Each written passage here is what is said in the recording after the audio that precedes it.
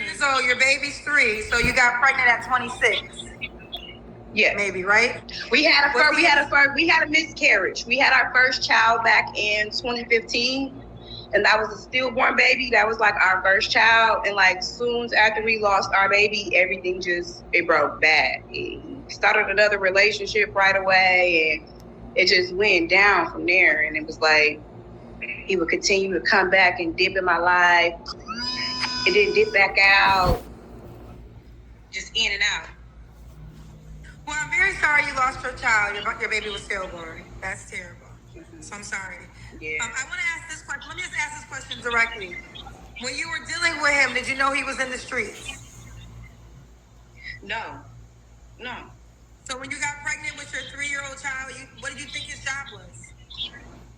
Well, when I got pregnant with my 3-year-old child, like I said, we were dipping. I wasn't in a relationship with him. What did you think his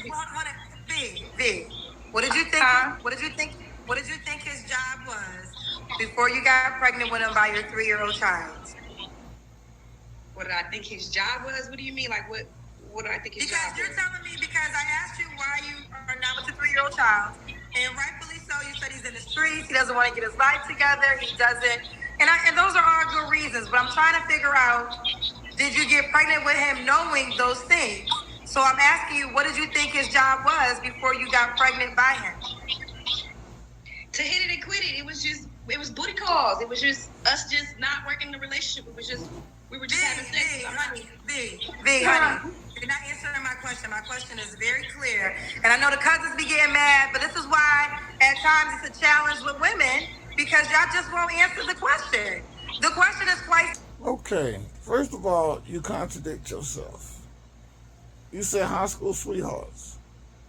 Let me ask my lovely wife if this is, lovely wife.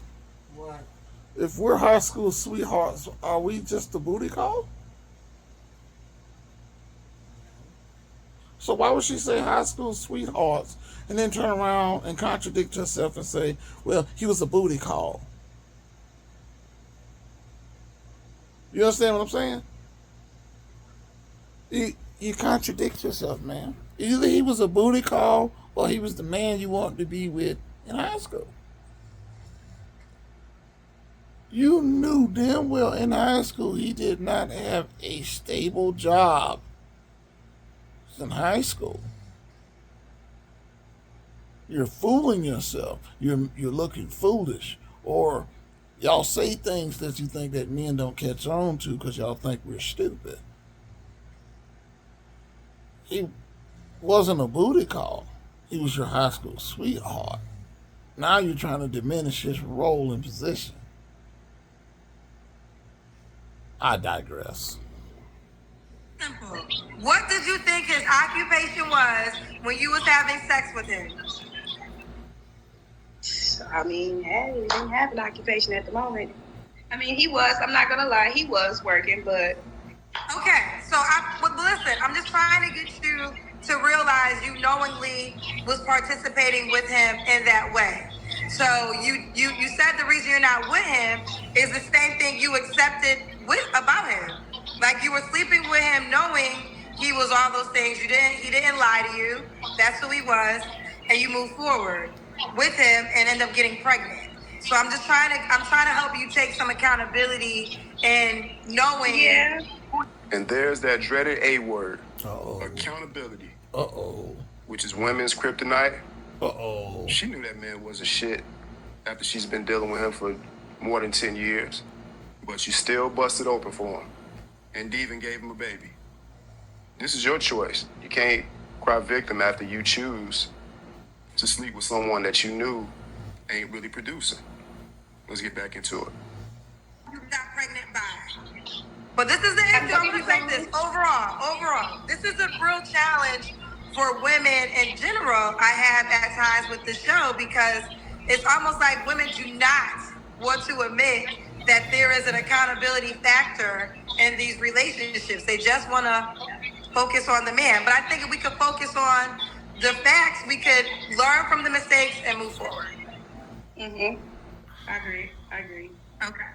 All right. So now that we got there, and the question would have been very simple if you would have just answered it when I was asking you, girl, but let's keep going. What about money? Should you make a certain amount of money? Yeah, he gonna have to bring in the bacon. How much bacon he has to bring in? He needs at least a couple $100,000 a year, at least. Are you outside your fucking mind? You were doing booty calls in high school. Now you go from booty calls in high school to you want a man making a couple $100,000 a year. How does this shit make sense to me? We were young and no, ma'am. You don't even have the body of a woman to ask for a man in that bracket. And this is what the internet does. It ruined women. Because all y'all, even the basic looking ones, think that you have the right to ask for a man making that kind of money. You don't. They're not looking at you. They're not paying attention to you.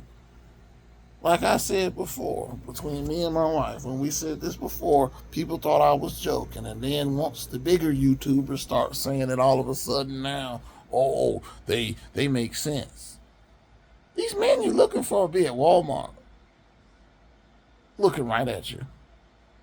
Plenty bread. Plenty money. Entrepreneurship.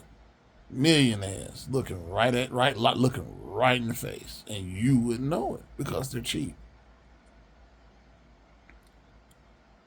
You're not fit, feminine, friendly, submissive.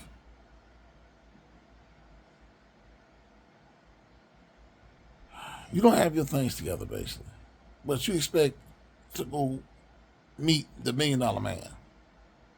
Cut it out, please. Sit down. What happened to dating on your level? Fives used to get with, decent 5 men or 6. The 7 and 8, we ain't even gonna say 7s. The 8s and 9s get with the top echelons with men, and so do the 10s. Well, not really the 8s, we'll say the 9s and the 10s.